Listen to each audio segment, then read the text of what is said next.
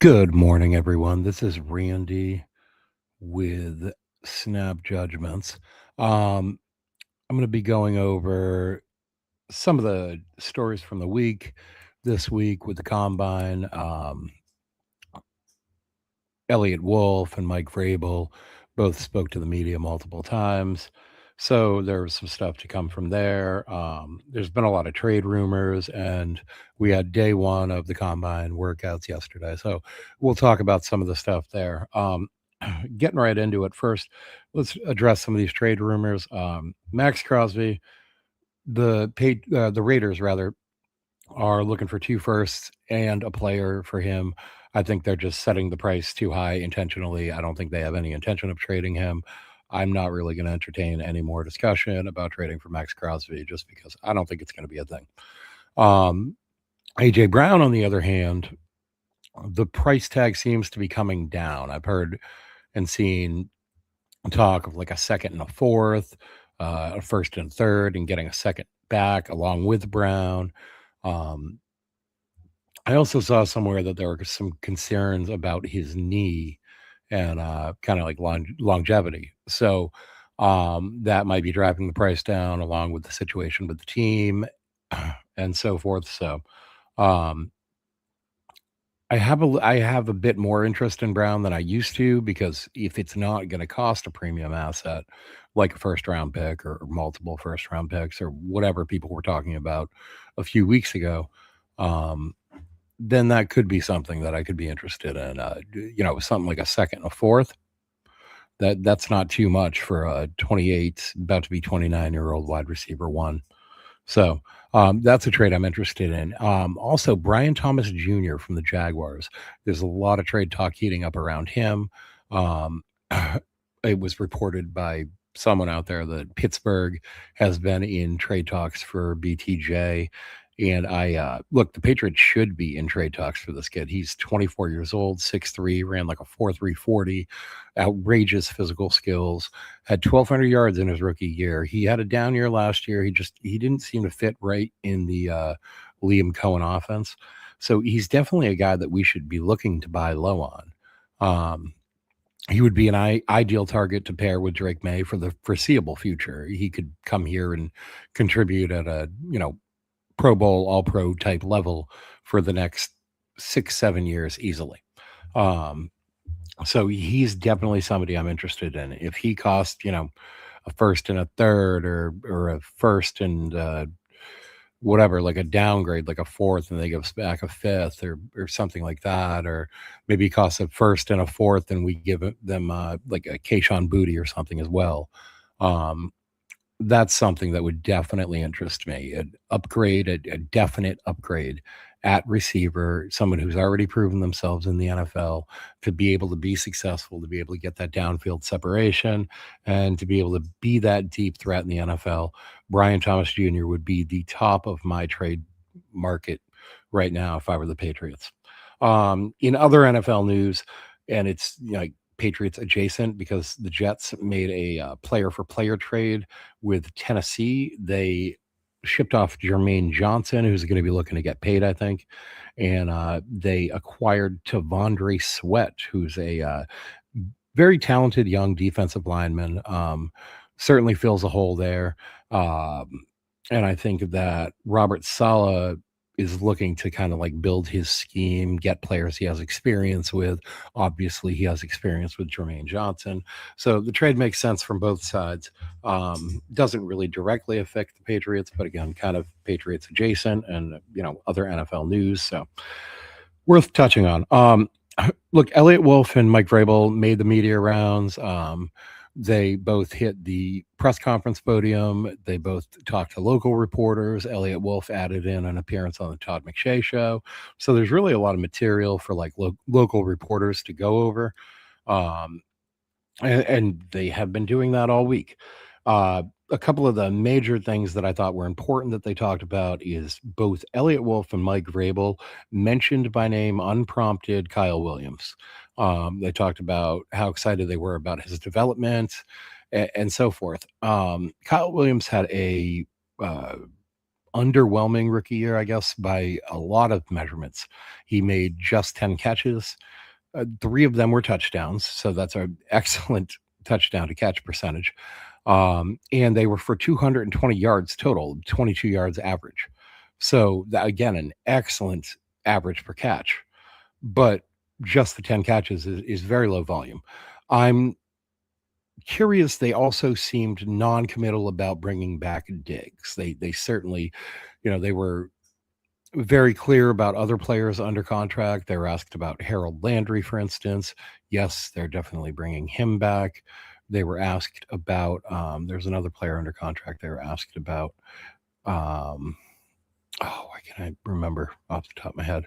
But they were very clear about multiple players that were under contract but had like underwhelming seasons. Or Morgan Moses, I think, was the guy that I'm thinking of. And they were like, yeah, of course they'll be back. Of course they'll be back. And then they were asked about Diggs, and they were like, well, we'll see. And Diggs, you can essentially save like 19 million on the cap by cutting him. He's due something around 6 million March 13th. So look, if he's still on the roster in just about 2 weeks, then he's going to be here next year, because if they pay him that 6 million, obviously they're going to keep him. If they're going to cut him, they're going to do it by then. They were also asked about Christian Barmore and kind of the continuing legal situation with him. Both he and Diggs obviously are dealing with legal situations. With Christian Barmore, Elliot Wolf said something like, he continues to mature. He's come a long way in maturing, and we continue to help him with that, or whatever. Mike Vrabel, I didn't really hear directly address Christian Barmore. I still think that he should be on the trade market. That thought process has not changed with me. I don't think he's the type of guy that you need on this team. So that's still my opinion. I would have looked to throw him in for like a Max Crosby trade. I'm actually curious, and I'm going to have to look at the Jaguars roster at some point in time and see if they have needs at the defensive tackle position, because if you could throw him in for a BTJ trade, that would be ideal. And they talked about kind of their needs. All right. So Wolf clearly outlines several needs in his mind. All right. He talked about playmakers. Now, that could be wide receiver, that could be running back, that could be tight end. In the context he spoke about it, it felt like it was wide receiver that he was talking about, and just saying that they need more playmakers. They always need more playmakers. And it was kind of in relation to like the whole AJ Brown discussion. And so playmakers, he talked about offensive tackle. He said, look, Will Campbell's going to play left tackle, but Thayer Munford Jr. is a free agent, and Morgan Moses is going to be 35 or 36. So he said, clearly tackle is a need for this team.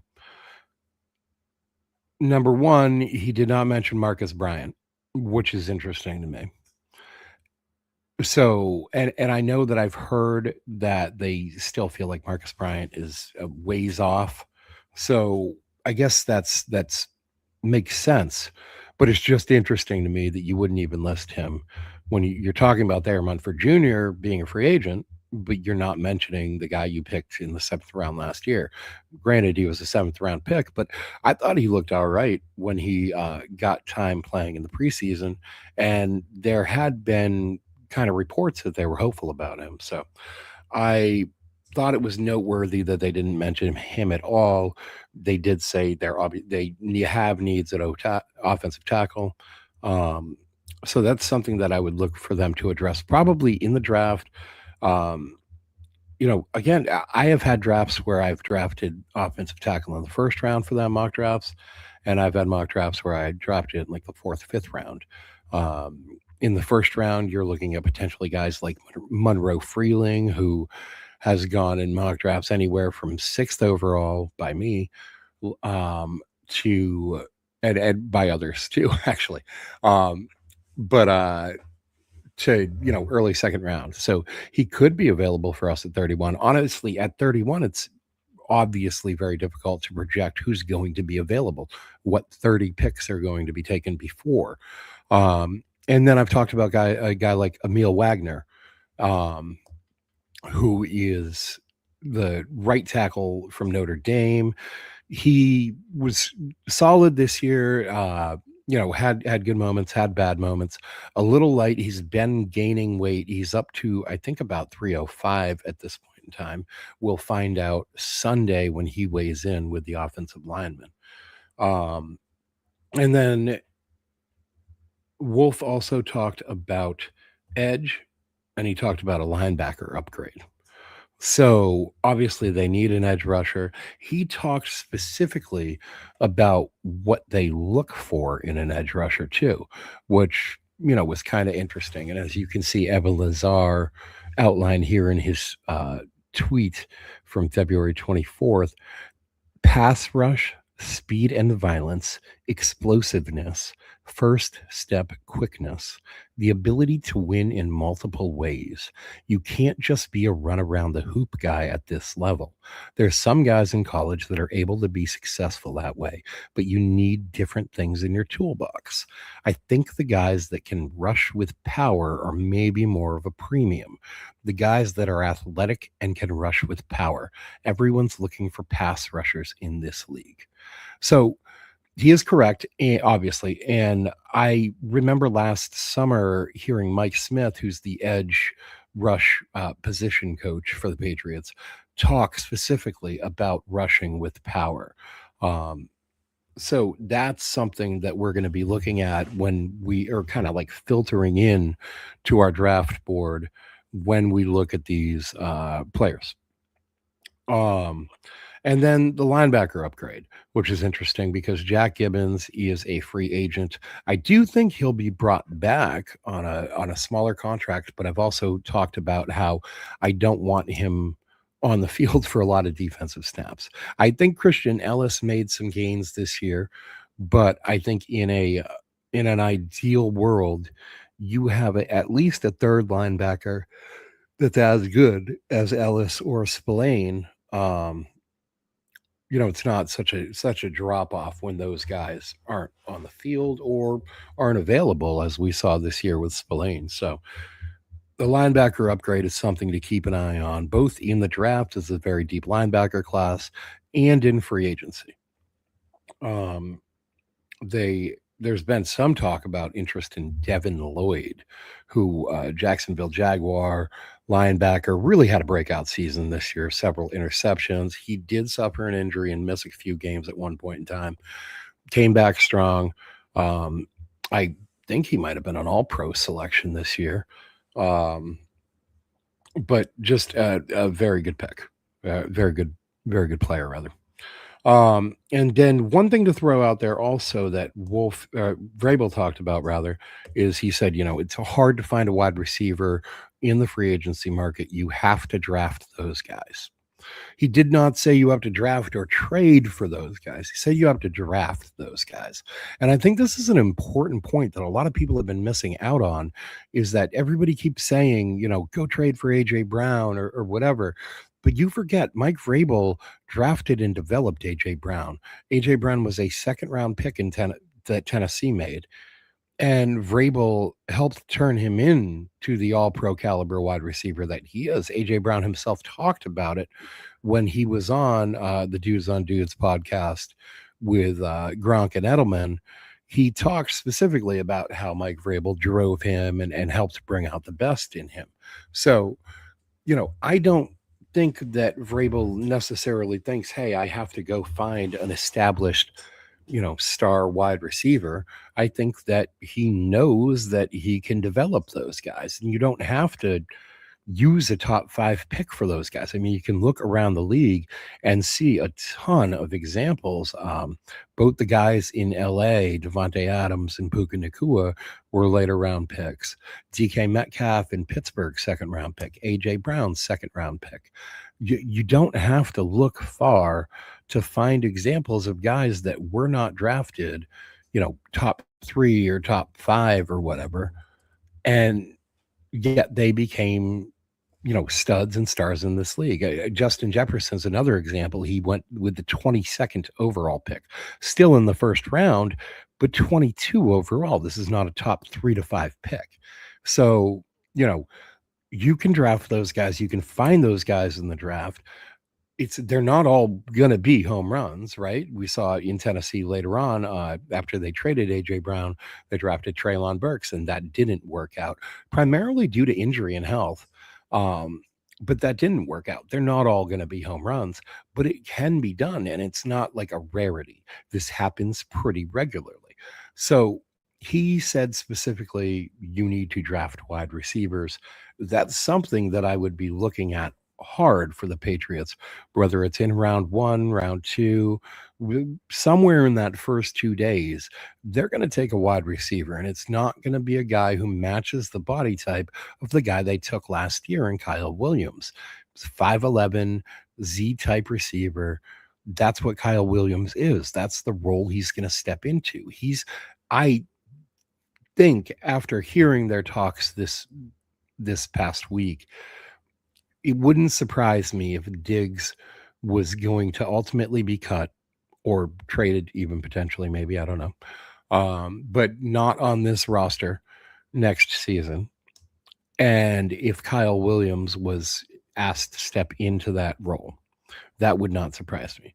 So you need somebody opposite him, because you already have Pop Douglas in the slot, right? And he's sufficient in the slot. He might not be the greatest slot receiver we've ever seen, but he's certainly sufficient. He's got all the physical skills.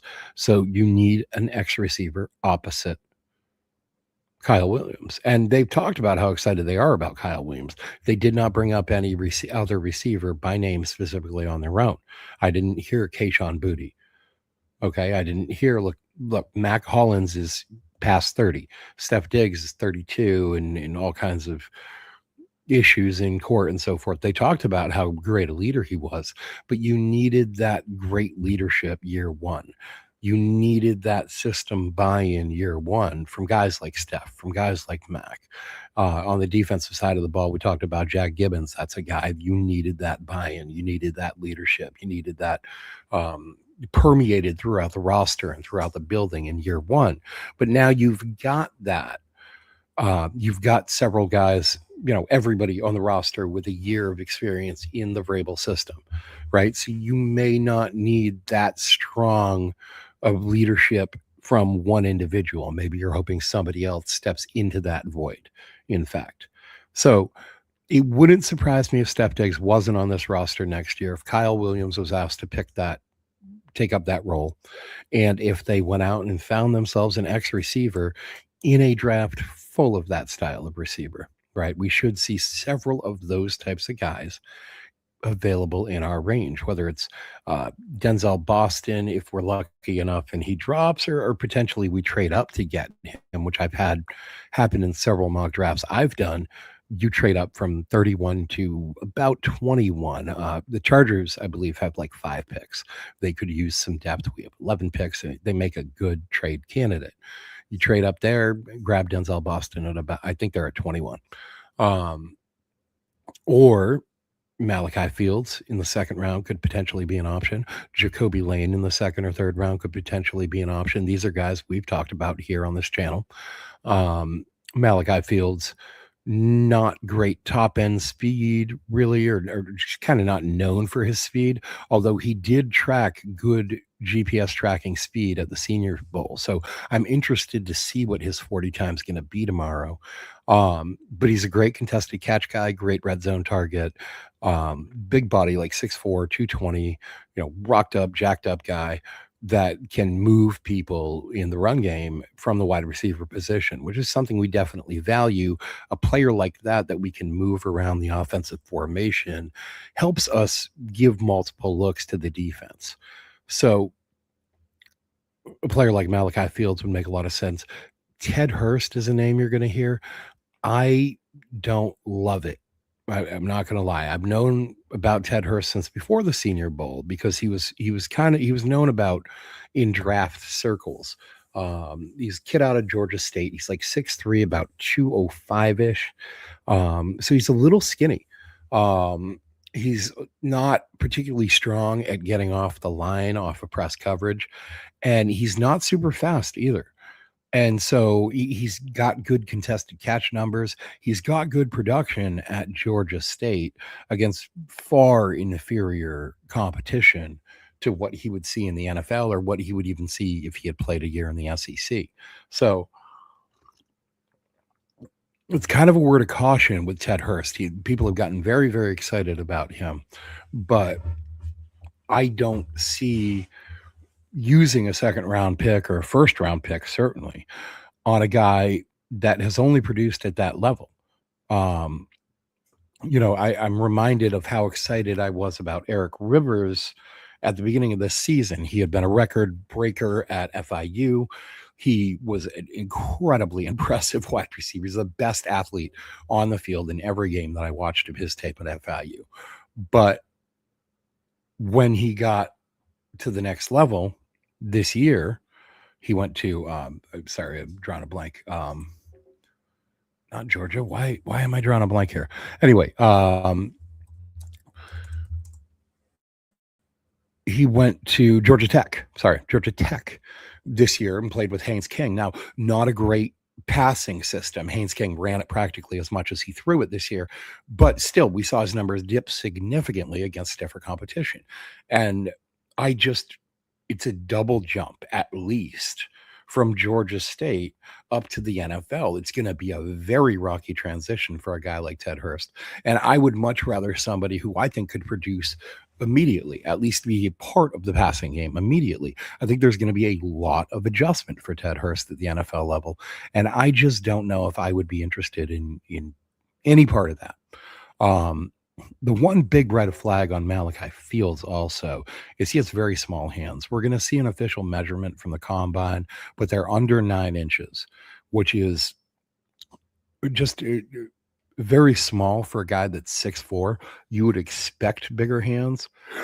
Now, he hasn't had drop problems, so maybe it's not something that's going to affect his game, but it's definitely a red flag. And there are some teams, I wouldn't expect the Patriots to be this type of team, given the fact they've already drafted historical outliers like Will Campbell. But there are some teams that are going to have an absolute baseline threshold of 9 inches for a wide receiver or something like that. Again, it's not a be all end all, but it is a red flag and a possible green flag the other way. I mean, we'll see a guy like Skylar Bell from UConn, who is a smaller receiver, he's like 5'10", 5'11", maybe 6 foot. Put up a lot of production at UConn. Again, not the best competition, but giant hands for a little guy. He's like 10 plus. We'll see those measurements tomorrow. So the rest of the combine, yesterday we had linebackers, edges, and defensive tackles show up, measure in, work out. There were a lot of impressions made, both good and bad. And I'm going to go over some of those here just to finish off how the rest of this goes. Today, defensive backs and tight ends, so that's cornerbacks, safeties, and tight ends, will measure in and do on-field testing. Saturday, tomorrow, quarterbacks, wide receivers, and running backs will go. And on Sunday, the offensive linemen, offensive tackles, guards, and centers will all measure in and work out. So we'll, I'll think about doing an episode over the weekend at some point in time to kind of touch on what happened today and maybe what happens tomorrow, that sort of thing. But definitely by the time we get here on Monday, we'll be doing a full workout, full review rather of the combine. So that just brings me to, and pardon me, I'm a little old school. I like my notebook, so you hear the pages turning. That brings me to my schedule for next week. I do have a couple of guests that will be appearing with me next week. Monday morning, 9 a.m.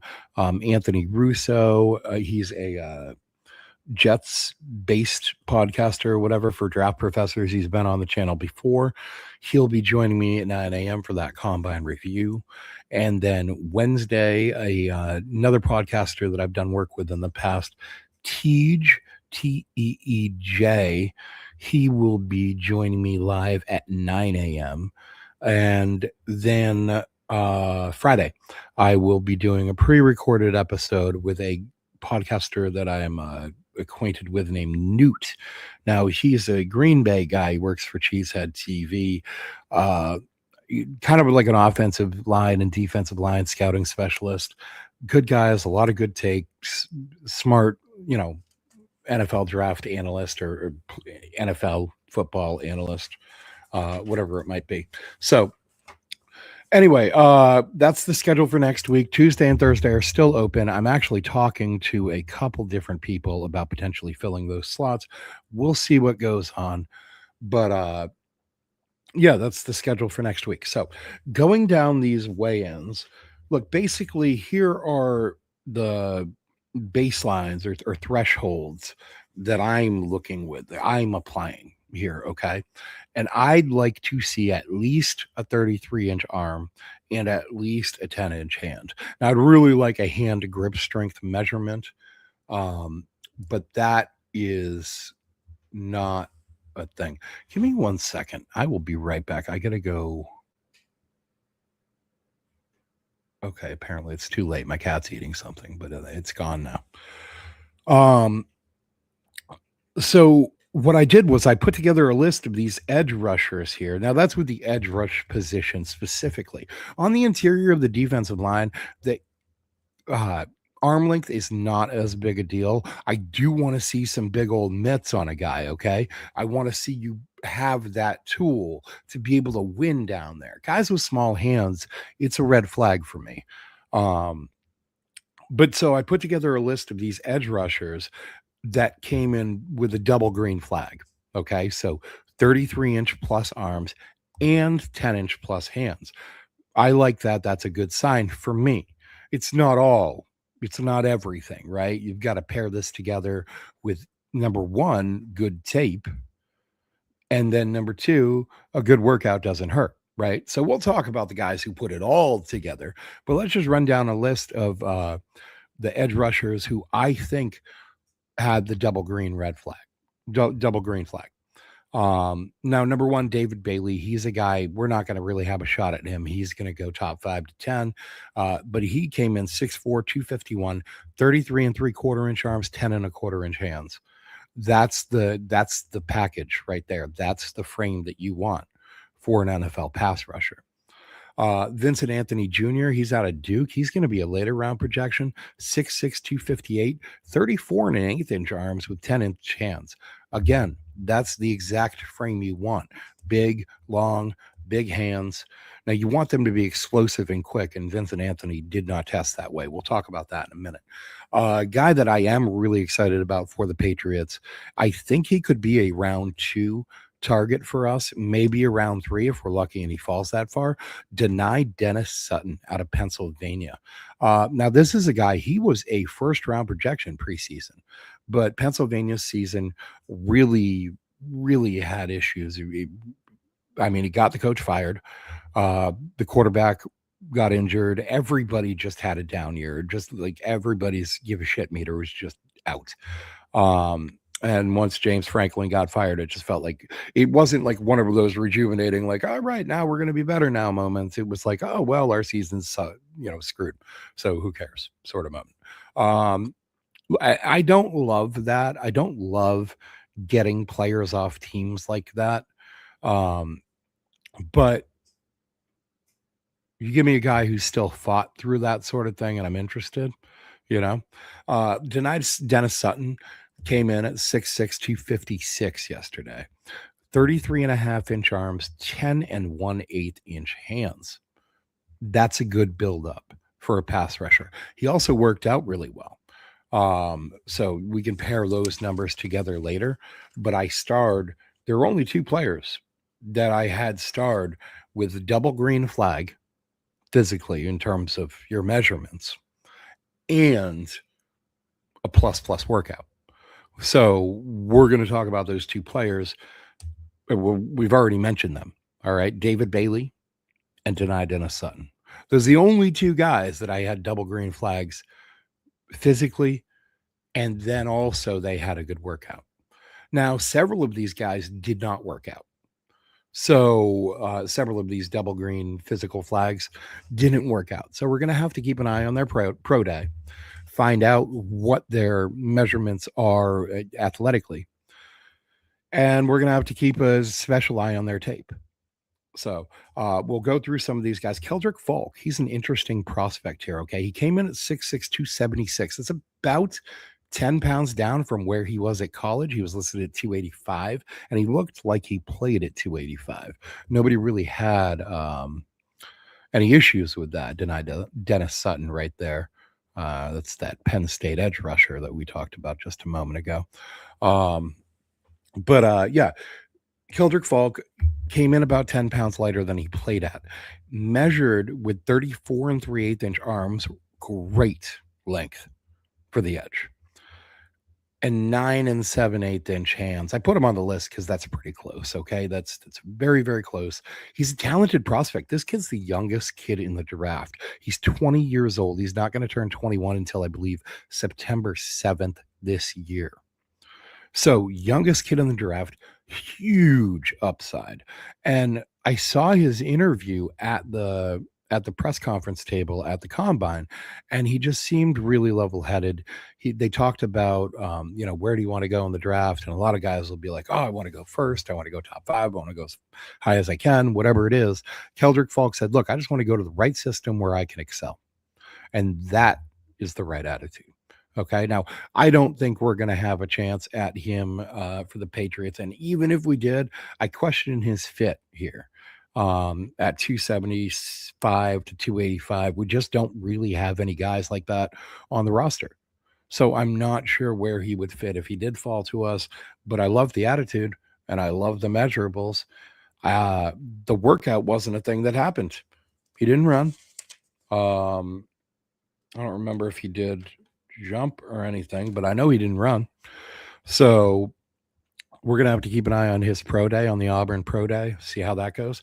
Now, the next guy that I'd like to mention is a guy I'm very interested in for the Patriots. This is another day 2 prospect, probably, Gabe Jacas. I pronounce it Jacas. I'm not sure how it's supposed to be pronounced. It's Jacas. So Jacas, I have no idea. What I do know is he measured in 6'4", 260, 33-inch arms, 10-inch hands. Again, that's what you want.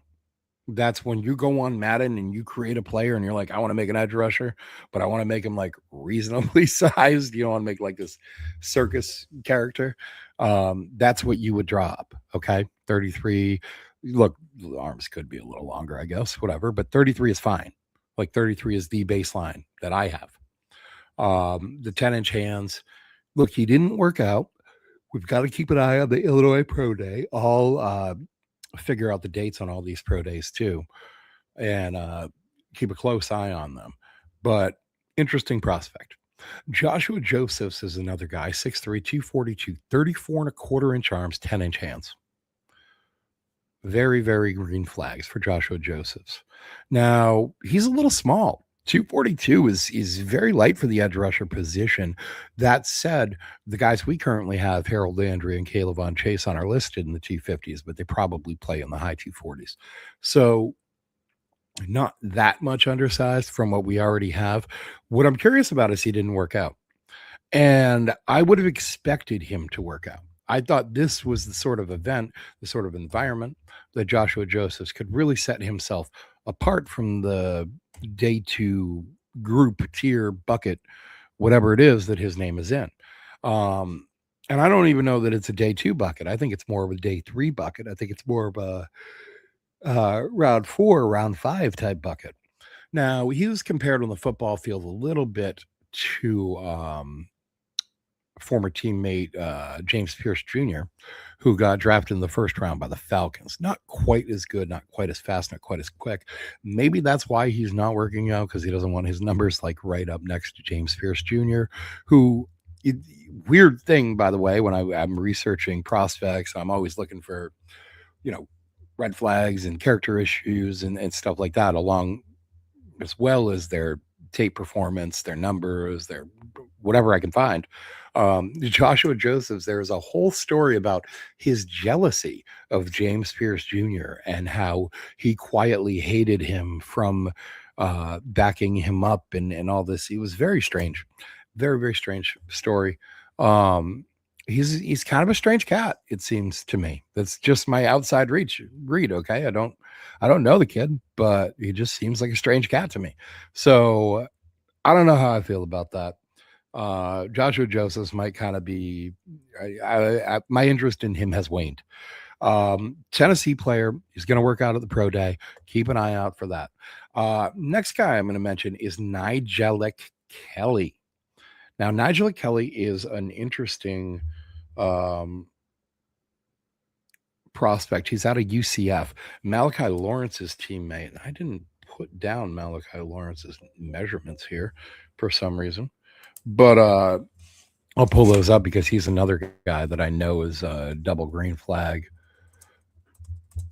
NFL Combine. There we go, right there. See, it's in my history. I don't know why I didn't put the numbers down. But look, Malachi Lawrence is a guy we've talked about. This is another guy who is ideally built for the edge rush position. Ideal length. Oh, that's why I didn't put him down because he had smaller hands.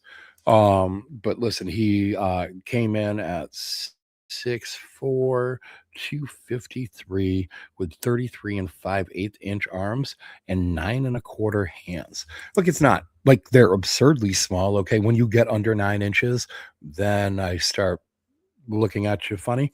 But 33 inch, 33 and 5/8 inch arms. Sorry, are more than long enough. Now, again, this is Malachi Lawrence was one of those prospects who was billed as having like this perfect length, right? He was billed as 35 plus inch arms and so forth. Turns out it's his teammate.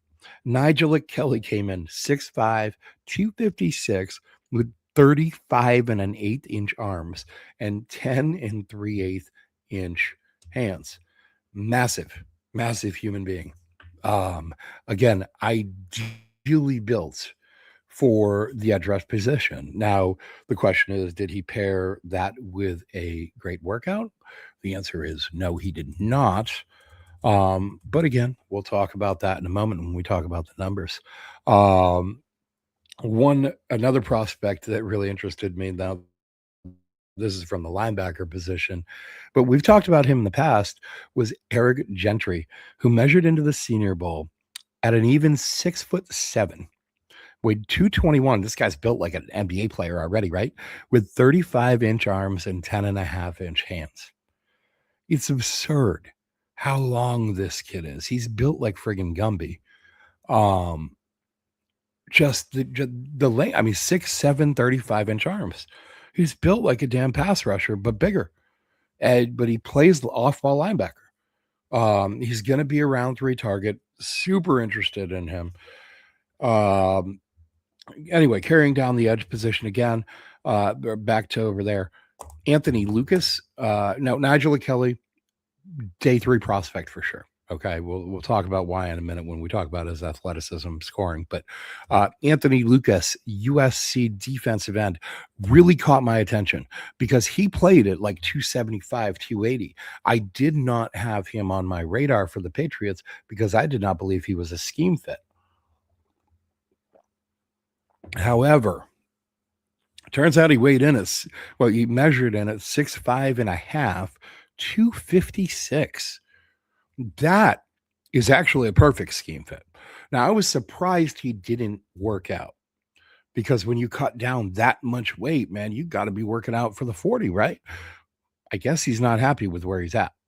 So he must be planning to run and work out at USC's Pro Day. He must be continuing to cut weight. I'm going to be really interested to see what he looks like at USC's Pro Day. One of the things in this system, though, and I don't think people talk about this enough, or they don't recognize it enough, or maybe I'm totally off base and I don't know what the fuck I'm talking about. I don't know. We'll see. But one of the things that it seemed to me before the Patriots traded Keion White. Now, listen, they started off the year. We'll just have a little discussion about Keion White. and the whole Patriots defensive scheme real quick. They started off the year with Keon White as the starter at defensive end opposite Milton Williams, right? Or at edge rusher, rather. He was getting moved around a little bit depending on first, second, or third down, right? Um, but they didn't like how he stood up and rushed, which is a big part of being an edge rusher here. You're not always going to have your hand on the ground. Now, in 4 down lineman sets, when you move into the nickel package and you've got just the 2 edge rushers and the 2 D tackles, you're going to have your hand on the ground. And a lot of these bigger guys, they're used to having their hand on the ground. That's how they played most of their life, right? So they're coming out of the 3-point stance, and boom, that's how they generate their momentum. Okay, that's how they accelerate into the offensive line, and that's how they get through. And that's what we saw Keon White was really good at doing, right? He was really good at having his hand on the ground and coming in and crashing and creating pressure that way. But that's not what we want our edges to do most of the time here in New England. What we want our edges to do is what Elliott Wolf talked about doing his media rounds earlier this week. We want them to pin their ears back and get after that quarterback. Essentially, that's it. We don't give a shit how they set the edge. We do not care how they play in run defense. And we do not necessarily need them to create interior pressure because that's done by guys like Milton Williams, Christian Barmore, Corey Durden, another player Elliott Wolf mentioned specifically by name, and Kyrie's Tonga, who created more pressure than we expected him to coming into this season. And if Barmore were to be traded, cut, or whatever, you would expect some of those guys to step up. Also Joshua Farmer, 5th round pick from last year, will be coming back healthy this year. So we have a defensive system here, and we want the edges to be able to create that pressure when they're standing up like 80% of the time. Keon White could not get sufficient get off from a standing up position. He just wasn't built to do it. It wasn't what he's done in the past. Whatever the reason, whatever the problem, he couldn't do it. And that's why they traded him for a 6th round pick to San Francisco 49ers. Now, he was a decent player for the San Francisco 49ers throughout the remainder of the season. Ended up getting shot the weekend of the Super Bowl in the ankle. I'm not entirely sure the details of that, but it almost sounded like he cheddar bobbed himself. Not 100% sure. Or someone grabbed a gun, but a gun ended up going off, shooting him in the ankle. I have no idea what his career projection is going to be, how you're going to be able to play in the NFL after I don't know what kind of damage was done to any of that. It's not really relevant to the conversation. I've gotten a little sidetracked on the Keon White thing, but the point is that he could not generate the kind of pass rush they wanted from a stand-up position. So when you have these guys who have always had their hand in the dirt, can they play from a stand-up position? I don't know about Anthony Lucas because I primarily saw him with his hand in the dirt at USC. He played bigger. He played at 280. So it's going to be interesting for some of these guys. Moving on down the list, there's a couple other guys here that measured in fairly well and or tested very well. LT Overton, 6'3", 274, 33 and a quarter, 10 and 5/8. Massive mitts on this guy, okay? Not an ideal fit for our system, though. Probably not a guy we're going to be interested in. Patrick Payton, LSU product, 6'5", 260, 33 and a half inch arms, 10-inch hands. We're going to look deeper into him as the draft season progresses. Malachi Lawrence, I already mentioned.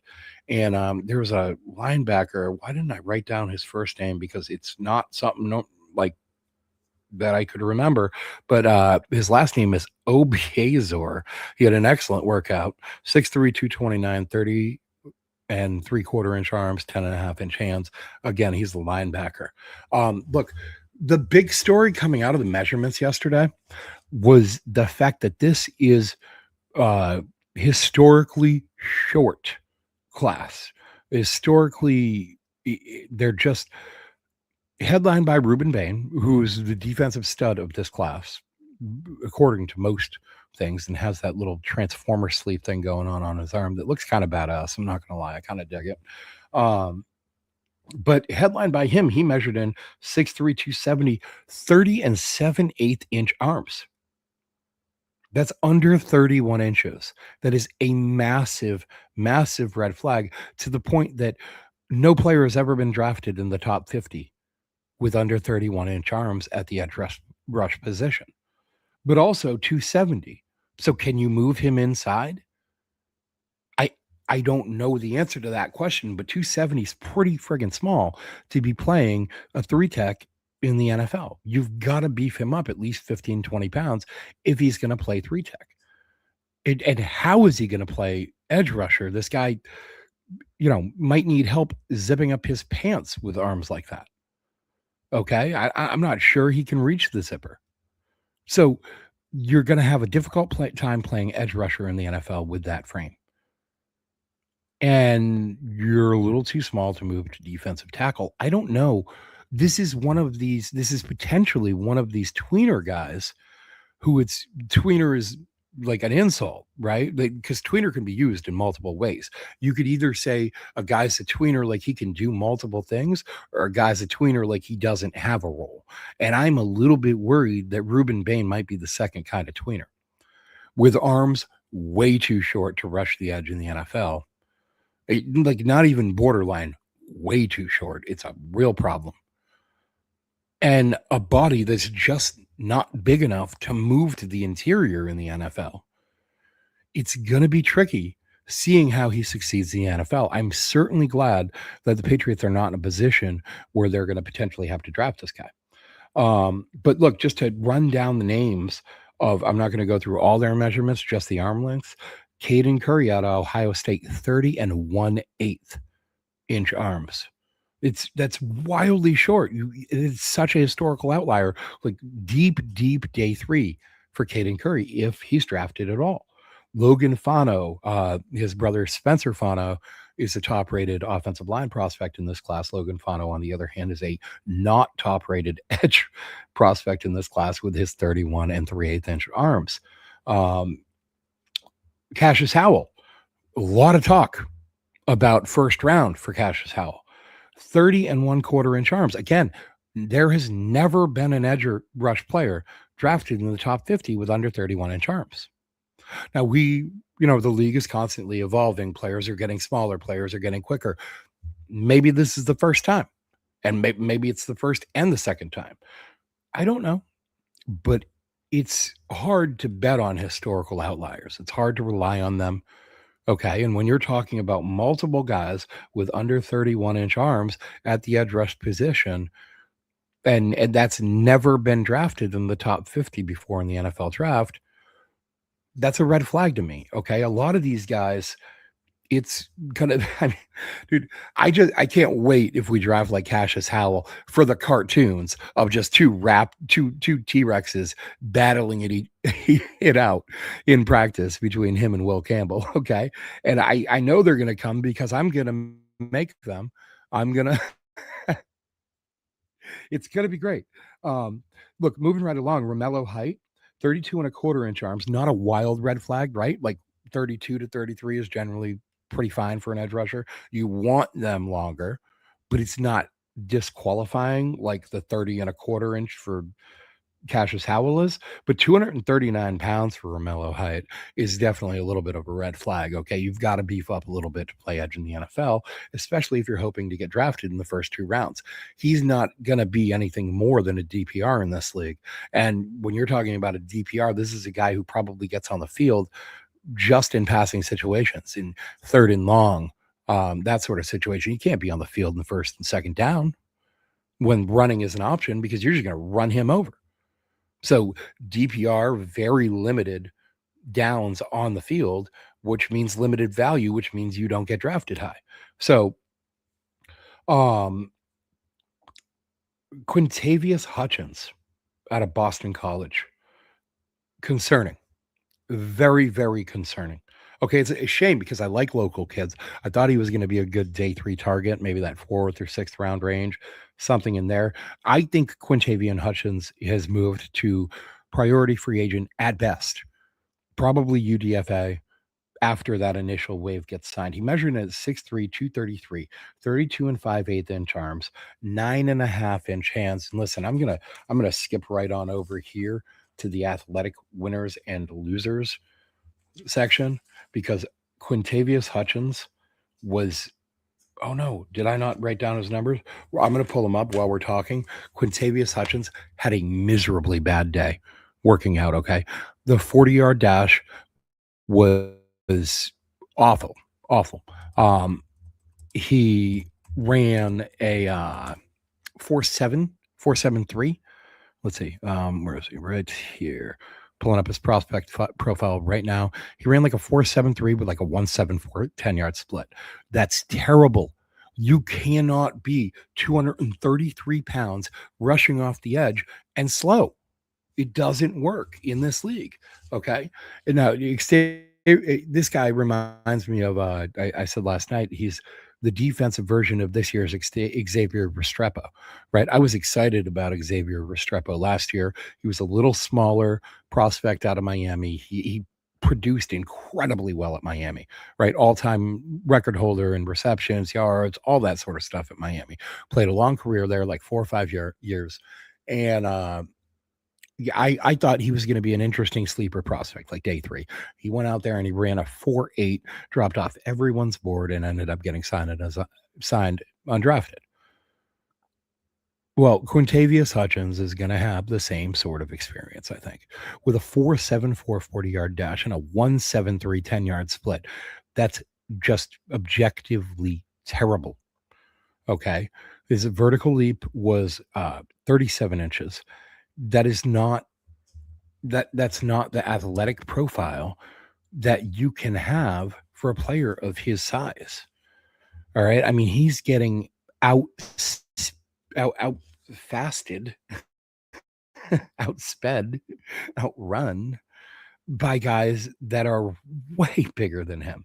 The 4.74 was close to last in the edge group. I mean, there were 1, 2, 3, 4, 5, 6 guys worse than him. All of them at least 20 to 30 pounds heavier. I mean, this is guys like LT Overton, who weighed 274, Vincent Anthony Jr., 258. Max Llewellyn came in at 260 something. Mason Rieger, 260 something. Nigel Kelly, 258. Wesley Williams, something in the 260s. All those guys are 20 to 30 pounds bigger, and they're the only ones that you could outrun. Right? All these other guys in front of him, 250s, 240s, 260s for Trey Moore, much, much faster. So, terrible, terrible day for Quintavious Hutchins. Max Llewellyn, another guy, just a little red flag with the 9-inch hands. I don't care for that, but his arm length was sufficient, 32 and a quarter. Measurement 6'6", 258 looked good. His workout didn't look great. Let's see who else. R. Mason Thomas. This is a guy that has been talked about for the Patriots. He had a productive career in college, but measured in a 6'2", 241, 31 and 5/8 inch arms, which is red flag. Under 32 inches, not good. Okay, it's not under 31 like Ruben Bain or Cassius Howell, but it's under 32, and that's not good at all. And 8 and 7/8 inch hands.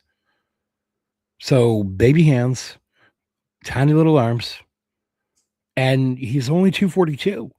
So overall, he's just small, right? But it's like defenders, like throughout the day after his measurements came in, oh, well, he's really quick. He's got great get off. He gets off around the quarter, but it turns out maybe not.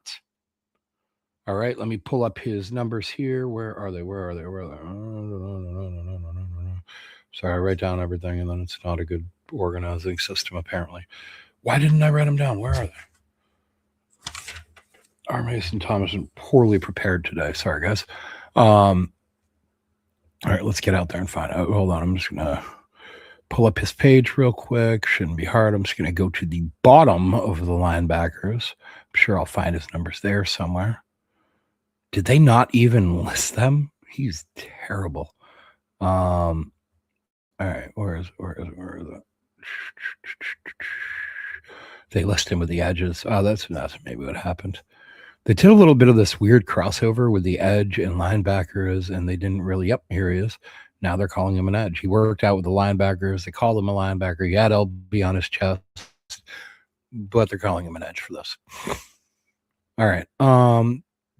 Yeah, 4.67 40-yard dash and a 1.63 split. Okay.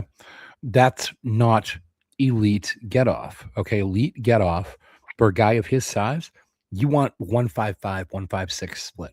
Record's 1.52. That's with Nolan Smith, who came out of Georgia a few years ago, got drafted in the first round by the Eagles. He was a real small player, okay? Like 6'2, 235, something in that neighborhood.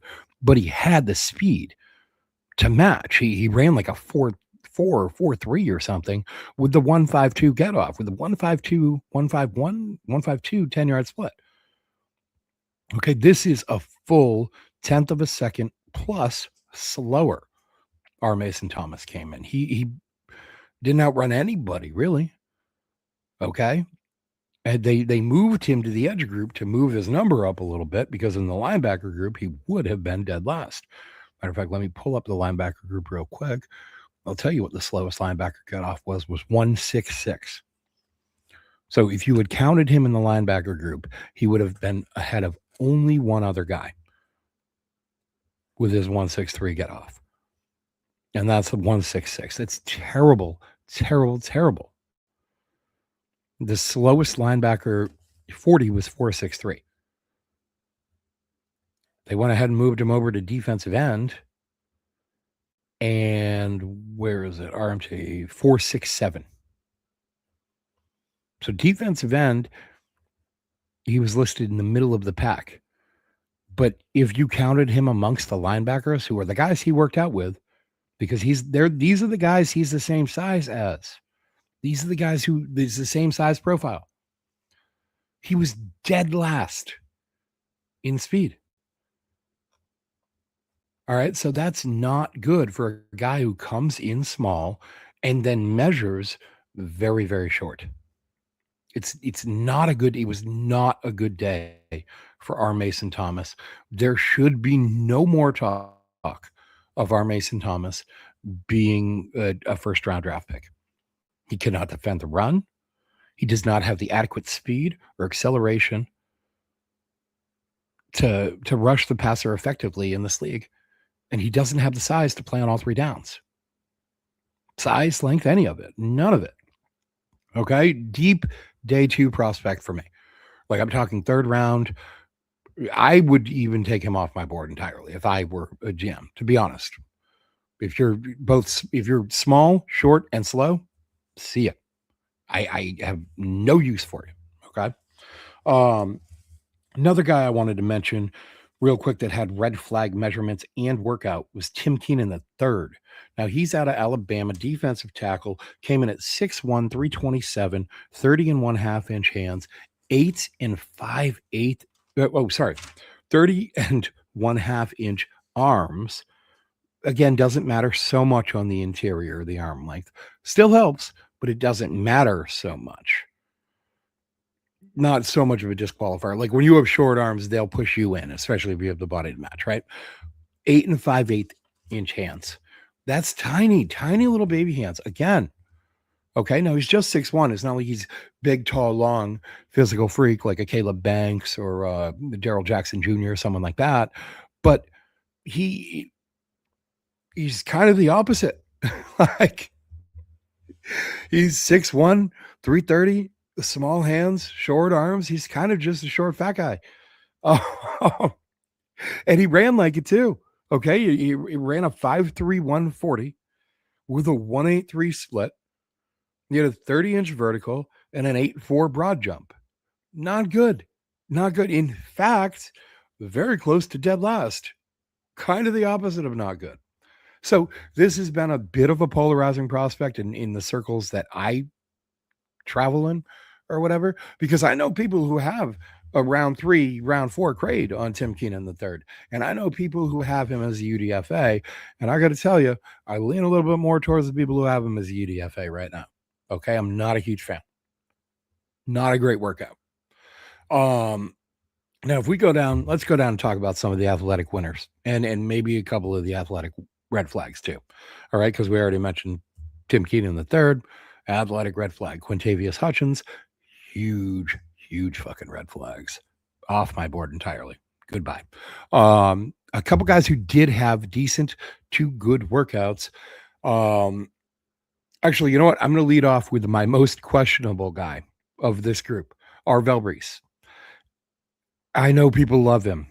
I know they do. And maybe they're right. They're probably right. Okay. I probably have no fucking clue what I'm talking about. But just hear me out for a minute because he worked out with the edge rusher, with the linebackers. Okay. He came in about 240. He's definitely on the smaller side. Here he is. Let me pull him up. 4.4640 is what he ran with a 1.58 split. Okay. Not an overly elite crazy split like you want to see like a 152 155 for like those elite crazy athletic numbers, but 158 is not bad. Do not mistake me into thinking that 158 is bad. It's not. 6'4", 241. He's a little on the lighter side for an edge rusher. Good size for a linebacker, lighter side for an edge rusher. 32.5-inch arms, a little on the shorter side for an edge rusher. Decent length for a linebacker, fine length for linebacker, whatever, but a little on the shorter side for an edge rusher. We've talked about this. 32 to 33 is acceptable. I'm not getting excited either way. 9.5-inch hands, again, falls in that 9 to 10 inch. It's very average. Okay, that's the word I'm looking for. Arm length, hand size, very average. Weight, little late. Now, he ran a 4.4640 with a 1.58 split, like we talked about again. Did not vertical jump, did not broad jump. I got to tell you, I feel like if I was working out next to Sonny Styles for the offseason and playing next to him all season and seeing what that dude can do, I probably wouldn't want to jump next to him either, okay? Because that motherfucker jumped out of the gym. 43.5-inch arms, or 43.5-inch vertical, and 11-foot 2-inch broad. That guy's workout was absurd. 4.4640, 1.56 split. Again, not that like 1.52 that we saw from Nolan Smith, right? That would have just rounded out the perfect package. I mean, if he could have come in with a 1.51, 1.52 split, you're talking about breaking the RAS meter. Okay, this guy he had a wild day. All right. He measured in at like 6'5" with 240 or something like that, with sufficiently long arms, good size hands. Like, he had the total package. Absolutely the biggest winner in the draft, or in the combine last night. Moved up boards. People are talking about him, despite being an off-ball linebacker, going potentially into the top 3 to 5. And I think that's totally appropriate. I think that I look at Sonny Styles, all right, 6'5", 244, 32 and 7/8 inch, so almost 33-inch arms, 10-inch hands, good size hands. Ran a 4.4640, 1.56, 10-yard split, 43.5-inch vertical jump. That's absurd. Broad jump 11.2. That's from a standing position. If you've never seen the drill, that's not a running jump. He's standing and he can jump more than 11 feet. Absurd numbers. 3-cone drill, 7.09. Not incredible, not anything to get super, super excited about. Really, if you like under 7, that's what I'd be excited, right? Under 6'9", I'd be real fired up. The 20-yard shuttle, 4.26. Honestly, I don't have a lot of context for that one. I know the D tackles were doing it in something like 5. So, but just a wildly good athletic workout and really rose up boards. We talked about David Bailey and Dani Dennis Sutton. DDS is what I've been writing for short, so that's what we can call him too. They had good workouts. Okay. David Bailey with a 4.5040, 1.62 10-yard split, 35-inch jump, 10-foot 9-inch broad. Okay. Now, again, we talk about these numbers for specific reasons. Okay. The 40-yard time, you're going to keep seeing people post that. Okay. And you're like, oh, David Bailey was great with a 4.5 40-yard dash. Who cares? Nobody.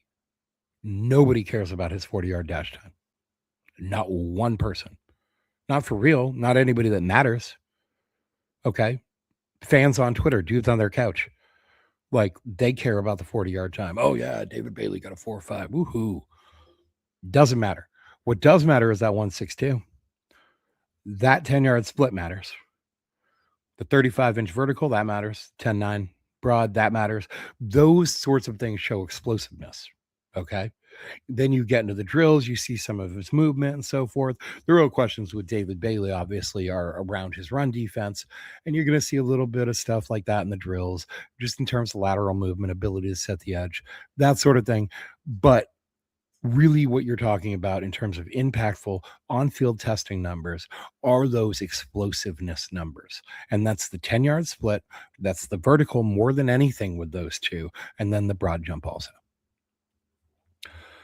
Malachi Lawrence, you want to talk about those impactful numbers, by the way? 4.5 240. Oh, doesn't matter. 1.59 10-yard split. Okay, better than Bailey. Almost as good as Reese. Better than DDS. Better than most of the rest of the class. So Malachi Lawrence with a 1.59 split. How'd he follow that up? Well, 40-inch vertical and a 10-10 broad jump. Very, very solid workout. Okay. The 40-inch vertical, I'd even say impressive. Okay. Only other guy that hit 40 or more was him, Sonny Styles, and a linebacker from TCU, Elarms Orr, that I'm going to talk about in a moment. 3 guys that hit 40 plus in this group. Very, very impressive numbers. Jay-Sean Barham, Michigan pass rusher. I've talked about him a little bit in passing. The 4.64 40, 1.61 10-yard split, 33-inch vert, 10.3 broad. Solid. Very, very solid. All right. Cassius Howell. Now, again, we talked about him with those historically short arms. Okay. That's going to drop him down boards. I don't care what anybody tells you. Anybody who tells you that that doesn't impact him is lying to you. Okay. They are full of it. They have some kind of whatever. I don't know. Like they had Cassius Howell ranked in the first round, and they'd like to stick by their guns. Okay. I promise you, those short arms, that's going to impact him. What won't impact him is what he did on the track. Okay. It won't impact him negatively anyway. Running a 4.59, he avoided the 4.6 narrowly. That's with the officially updated results. It was initially a 4.6, but whatever. I'm not going to hold that against him, especially with a 1.58 10-yard split. That's a very nice number. 32.5-inch vert, not great. 9.7-inch broad, or 9.7 broad, not great. Very average. But the split's nice. The 1.58, okay? Definitely a green flag that I circled. Worth mentioning because Cassius Howell is a name you're going to hear a lot despite the baby arm issue. Now, Sonny Styles, we talked about. Elarms Orr, TCU linebacker. This guy had a day. Ran a 4.47 40 with a 1.59 split, 40-inch vertical, 10.4 on the broad. Very, very nice workout. All right, that's a guy to keep an eye on. 2 more guys to talk about here. Kyle Lewis, linebacker, safety tweener. Okay, this is the sort of guy that you talk about in the Nick Emmanwori role from the Seahawks, right? That sort of guy. Okay, he can play. He's the sort of guy that can potentially do a lot of things well to very well and allow you to kind of stay in nickel defense and dictate what the other team's doing. We talked about that pre-Super Bowl, right? The Seattle defense, they like to stay in that nickel defense, just a 4-man front. They rush from the 4-man front. They create a lot of pressure that way. But also Nick Emmanwori playing in that nickel slot type of role, being able to defend the run, but also being able to man up against tight ends, wide receivers, etc. That allowed them to be very versatile on defense and also allowed them to disguise a lot of what they were doing. Okay. A lot of times when your pre-snap reads and so forth is primarily dictated by the personnel on the field. So you keep the same personnel on the field, but switch what you're doing, and you can really confuse an offensive line, and an offense in general. We saw a lot of that. We were on the bad side of that in the Super Bowl. Okay. But a guy like Kyle Lewis can kind of open those doors for a team in some ways. All right. So he put up a 4.53 on the 40. Again, doesn't matter so much. But a guy like Kyle Lewis might actually end up running 40 yards at some point in his career, unlike, someone like David Bailey or Reuben Bain Jr. pictured on the screen here. Let's get Sonny Styles up there. This is the beast of the combine yesterday. All right. This guy's absurdly built. But Kyle Lewis was the 4.53 40, the 1.58 10-yard split. That's very quick. That's very good. Okay. Again, it's not super crazy elite, but anything under 1.6, very much acceptable. Very much acceptable. You have the 39.5-inch vertical, the 10.9 broad. Solid numbers. Okay. Solid. Not great, not elite, not something I'm going to get fired up about, but very solid, very acceptable to play in this league. Okay. I think Kyle Lewis makes for a very interesting prospect.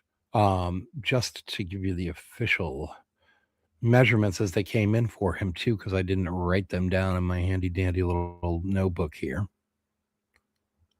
And yeah, I watched way too much Blue's Clues with my kids growing up. Handy dandy notebook. All right. Kyle Lewis. Oh, smaller. 6 foot, 31.25-inch arms, 220 pounds, 9.5-inch hands. Now, again, linebacker, safety type hybrid. So you're talking about different thresholds than I talked about with the edge position, right? You're talking about different stuff. You're not worried so much about the arm length. Arm length helps. It helps everywhere. Okay. I mean, we've talked about Eric Gentry, the freak of nature that he is, with his 35-inch arms at 6'7". Okay. Kyle Lewis is not that type of dude, but he is fairly athletic. Okay. On top of the other numbers I gave you, under a 7-second 3-cone drill, that's pretty solid. And the 4.26 20-yard shuttle matches up with what we saw from Sonny Styles, right? And Sonny Styles athletically was just off the charts yesterday everywhere else, despite the fact I don't have necessarily a great baseline number for that 20-yard shuttle right off the top of my head. I apologize for that. It appears to me that if you're matching up with Sonny Styles, you're probably doing something right. And Caleb Elam or the linebacker that we were talking about there with his workout, 6'2", 31.5-inch arms, 234 pounds, 9-inch hands. Solid size for a linebacker in this day and age. Again, we're not worried about the arm length. The hands are a little on the smaller side, but not a big deal for the linebacker position. Again, different requirements, different baselines, different physical profiles that we're looking at position to position. But this guy's got all the tools to play linebacker. So, just to name off a couple other quick guys. J-Rod. He was a guy I really wanted to talk about. Okay. We've talked about him in the past. Incredibly productive player at Texas Tech, right? Played there for a few years, had some very good years, turnover machine. People were worried about his athleticism, though. How was he going to test? Was he going to be able to meet NFL baseline threshold requirements? And the answer was a resounding yes. Now, he measured in a little on the smaller side, as we expected. Okay, 6'1", 231. The weight's not that much of an issue, but the 6'1", you see, is a little shorter. That's fine. 30 and 7/8-inch arms, 9.25-inch hands. Again, a little on the smaller side, but we don't care that much for a linebacker, right? He's not trying to be an edge rusher. That's fine. It's fine. We can deal with all that. What we worried about was the speed, the athleticism, and he showed. The 4.57 40, that's fine. Now, again, a linebacker, he might run the 40 yards. He's going to run 40 yards multiple times a season, multiple times, maybe a game. Okay, so it matters a little bit more with the linebacker. We're happy with the 4.57. Anything under a 4.6, we're happy with for a linebacker position. What I really like to highlight is the 1.6 10-yard split. Very solid get off. Very solid. Okay, not super elite, but I'm happy with it for the player that J-Rod is, for the concerns that you have about him coming in to this event. And then he ran off a 38.5-inch vertical jump. Again, very solid. 10-1 broad jump. Very nice. 6'9" 3-cone drill. That's what I talked about, right? I said 6'9" a few minutes ago. That's what you want. And then the 419 20-yard shuttle. Look, again, I keep saying it. I don't have a benchmark for the 20-yard shuttle, but he beat Sonny Styles, who ran the 4.2, who did the 4.25 in the 20-yard shuttle. So I will 100% take that. All right. J-Rod went out there and he had himself a little bit of a day. Okay. It wasn't a dominant, crazy, 10.0 RAS type of day, but he had the day that you needed from Jacob Rodriguez to be able to justify taking him in the second round. Because you're going to have guys out there across this league pounding the table for a football player like Jacob Rodriguez. And when there's not somebody that can say, oh, well, see, he's too slow. Look at that 4.7 or whatever. There's no counterpoint anymore to taking him. Those guys banging that table for J-Rod, they're going to be even louder now. I know a guy, draft analyst, who has J-Rod in the top 10 in this class. Honestly believes he will be a top 3 to 5 player at the end of everything. And I don't think that's the dumbest thing I've ever heard. Okay, it's absolutely not. J-Rod is a great football player, and now we know he has the baseline of athleticism to compete in this league. There's a little picture, Kyle Lewis for you there. One other player I wanted to mention, because he has been tumbling down boards throughout this process. And, oh, yeah, that's right. He didn't work out, so I've got to actually look his name up separately. Hold on. Give me 1 second. I know this is excellent TV, but what are you going to do? Just what it is. So anyway, Peter Woods. Now, Peter Woods has had a fairly inactive offseason. He came into this season and the offseason as pretty much the universal number one defensive tackle. There's very few in terms of competition for him. I thought Caleb Banks might push him, but then Banks ended up injured, and that didn't happen. Clemson had an underwhelming season, but Woods had a decent year. He measured in at 6'2.5", 298. So about 17 pounds down from his listed weight at 315. Fluctuated a little bit throughout college. But Clemson, they played him all over the place. Okay. I'm talking like they played him as a stand-up edge rusher at 315 pounds. I don't know what they're doing. Clearly, they don't know what they're doing either. But he came in at 298, definitely lighter than we saw him. Short arms, 31.25. Doesn't matter so much on the interior, but I definitely, with these big, like a dominant defensive tackle prospect, I like it better when you're bigger. I don't know, whatever. 9 1/8 inch hands, again, on the smaller side, not red flag small, but on the smaller side. And then he didn't work out. So you imagine he's going to work out at Clemson's pro day. But just, you come in a little small, a little light. What's the point if you're not going to run? Right? I don't know. I don't get it.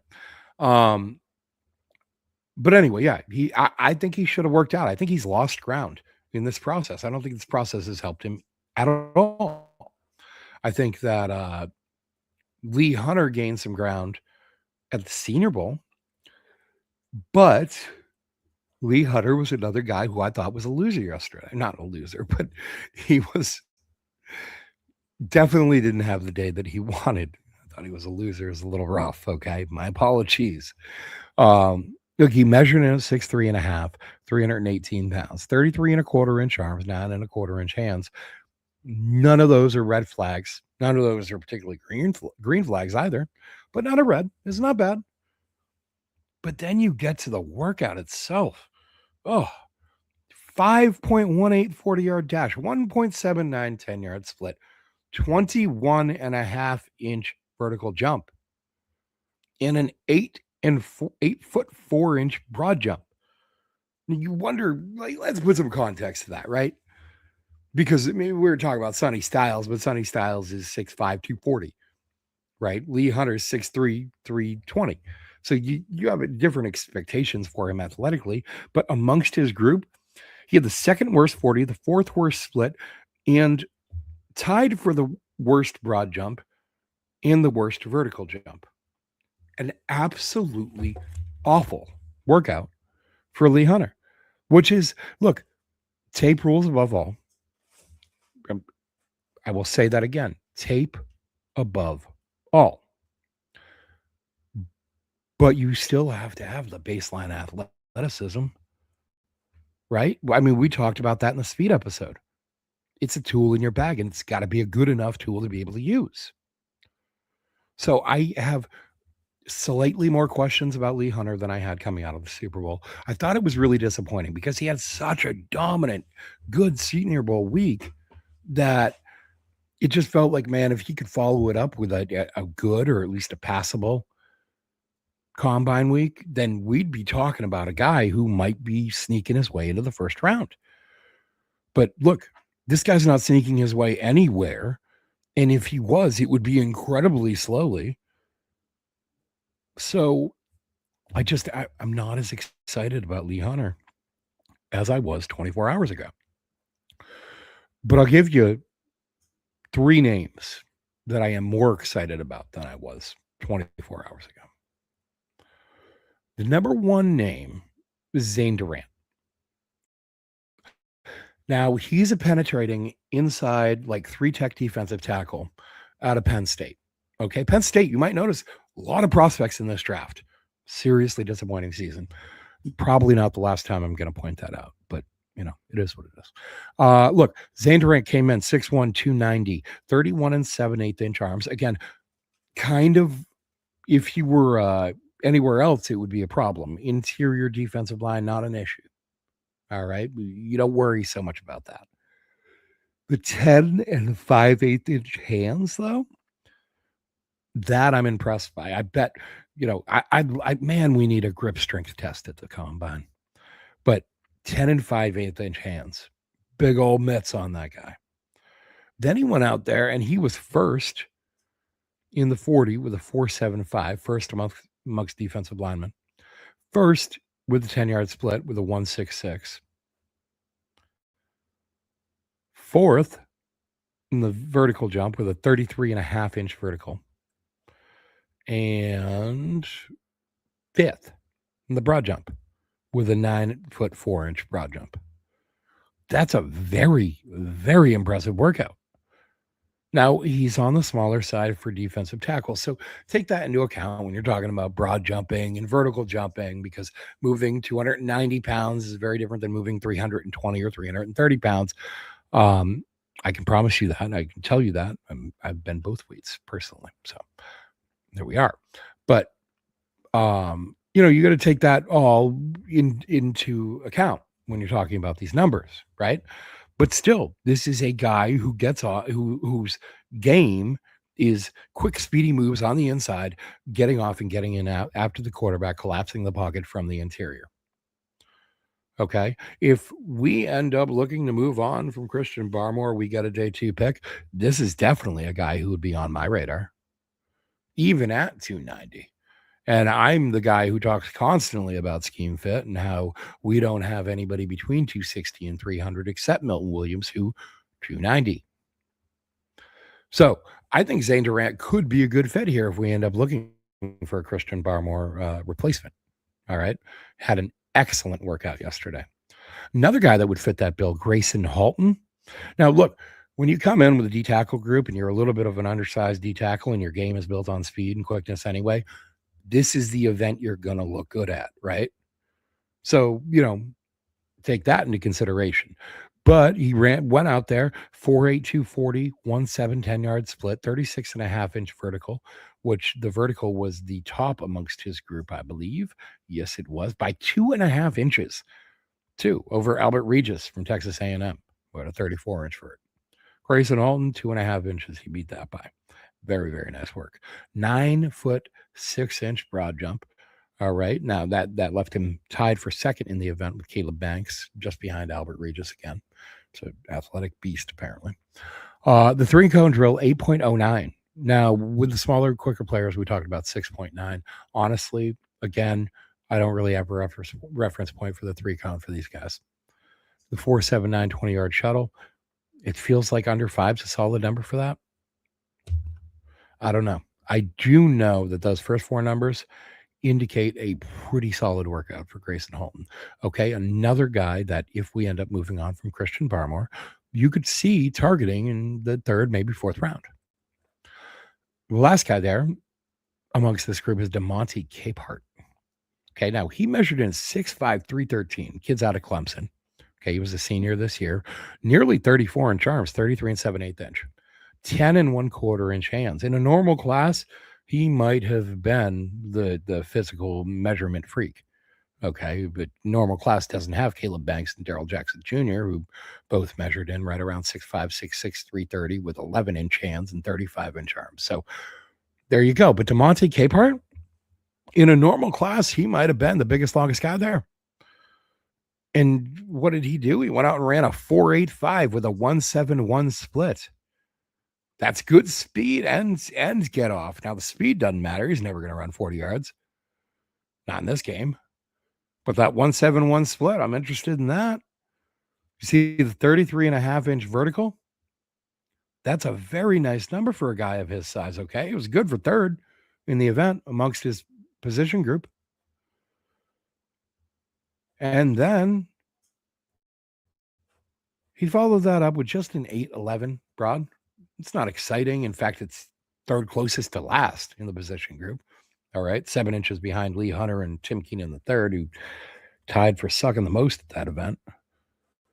But everything else, very, very good numbers, shows very solid explosiveness. He's a player that I'd be a little bit more excited about. Okay, now if he's available mid-day 3, that's a player you could see taking a shot on to try and build up some of that, some of the depth along the line there. There's a shot of Peter Woods there. Again, not a great weigh-in for him, not a great day for him, and it could have been, maybe. Right? There's some opportunity there. I think that Peter Woods worried he wasn't going to test well and saw some of those other athletic freaks there and kind of backed off. Number guy who had a little bit of an underwhelming day, by the way, Bryson Eason. He's a Tennessee defensive lineman. Now, I heard he had come in initially recruited as a linebacker, but he's been at Tennessee for 6 years. Ran a 5.09, the 1.8 split, 30.5 vert, 9.4 broad. Nothing impressive, nothing super, super red flaggy. Except for that 1.8 10-yard split. That's not good. Not good at all. So anyway, that's pretty much the end of what happened with the combine yesterday, which is good because I've been going for a long time now, an hour and a half. Sorry. Thank you for sticking with me, folks. Today, defensive backs and tight ends, they're measuring in right now as I speak, I imagine. This afternoon, they should do the runs, the jumps, all of that. That'll be exciting to keep an eye on. And then tomorrow, quarterbacks, wide receivers, running backs. Now, we'll see some of the faster times in the 40 and the faster get-offs, that 10-yard split we keep talking about today and tomorrow. The defensive backs and the wide receivers and running backs, those are the guys that set those records. Okay, so keep an eye out for that. There's a kid named Brennan Thomas out there, wide receiver. A lot of people think is going to run real fast. A few other names to keep an eye on out there, but we're going to we're going to cut this broadcast off now. We'll come back tomorrow, tomorrow's Saturday. Yeah. So listen, I'm figuring out if I'm going to come out back over the weekend. I think I'm on Draft Professors at noon tomorrow. I've got a full schedule next week in terms of guests. We went over that earlier. Anthony Russo and I will be here Monday at 9. We'll go over the full combine workouts together, regardless of what I do this weekend here. What I might do is just throw together like an impromptu video at some point in time, just kind of going over, some of the biggest winners and some of the biggest fallers in this process throughout this weekend. Or maybe just highlight some guys that we're interested in, but, Look, we covered a lot today, a lot of guys today.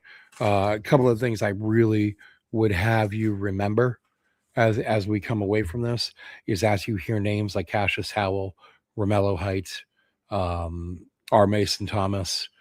These guys are no longer first round options for us. Okay. They are wild physical outliers that we cannot year after year after year continue to take these outliers. Okay. It's fine to have one or two outliers on your team. They can work out fine. They can integrate into the system. Everybody else can cover up for them, et cetera, et cetera. But you can't just constantly have this happen. I joke about the two T-Rexes battling each other at practice, but in reality, that's what's going to happen. And you're not going to learn shit as Will Campbell battling a guy with less than 31-inch arms in practice every day. And then Danielle Hunter and Will Anderson come in and run through you again. No, we need legitimate competition across from him in practice every day, if nothing else. Okay. Not only that, but we need a legitimate friggin' NFL player to rush the passer. Not a guy who's, the size of a third grader here. So look, he's small, super short inch arms, cash as hell. Caden Curry, undraftable.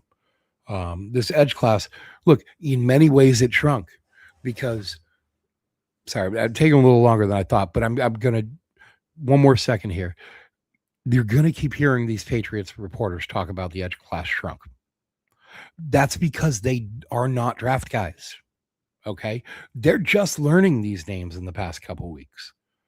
I mean, Taylor Kyles posted on Twitter yesterday about Malachi Lawrence, and I replied to him and said, "You're a little bit late to the party on that one." And he said, "Oh, I've been busy for 2 months." I said, "Welcome to the Malachi Lawrence hype train." Because they've been doing all kinds of other stuff, traveling, going with the teams and this and that and the other thing. They don't know these guys. Okay. So to them, the edge class really shrunk over the past day and a half because of the length of some of these guys' arms. But if you've been listening to me for the past couple months, you knew that already. Okay. The edge class didn't shrink. It stayed the same. We have the same targets. If anything, we actually grew a couple extra targets, in my opinion. Okay. Because Cassius Howell, we always knew was going to come in with short arms. Romello Height, we always knew was going to be small. R. Mason Thomas, okay, a little bit disappointing there, but I didn't think of him as a legitimate first-round target to begin with. Okay, but we had Deni Dennis Sutton, a very, very solid prospect in every way. All right. Gabe Yakis, I really want to see him work out, but he measured in promising. Joshua Josephs, we got to see him work out. We got to figure out the mental with that kid too. He's a strange cat. But the exciting one that I'm like to point out is Anthony Lucas. Okay. Anthony Lucas completely off my radar. Again, I thought he was 280, 285 edge rusher. We just don't play those guys. He wasn't really on my radar. I mean, I knew who he was. Watched a lot of USC games because I watched a lot of Jacoby Lane. I watched a lot of Mekhi Lemon. I really like Jaden Mayava. I was hoping he was coming out. I watched a lot of him too. And I kept an eye out for Anthony Lucas. I was watching his teammate Kamari Ramsey a lot. Okay, but Lucas was not on my radar, but measuring in at 256, he's firmly back within our scope as far as what we can put on the field defensively. So Anthony Lucas, we added to the edge group. Patrick Payton, 6'5", 260, 33.5-inch arms, 10-inch hands. We talked about this a minute ago. We added to the edge group. Okay, we eliminated guys we already knew were eliminated if we'd been following this process closely. The local Pat Speed reporters who haven't, they were a little shell-shocked yesterday. But folks listening to and watching this show, they were not. So tune back in. We'll have a video drop over the weekend at some point, I'm sure, to talk about whatever happens today and tomorrow. Okay, because that's going to be exciting. And I'm going to be really fired up about the offensive lineman. Offensive line, the trench play, that's what gets me excited. Okay, I like those guys. I like those prospects. I think this is an exciting class, too. I do. All right, you'll hear a lot of shit talk about it.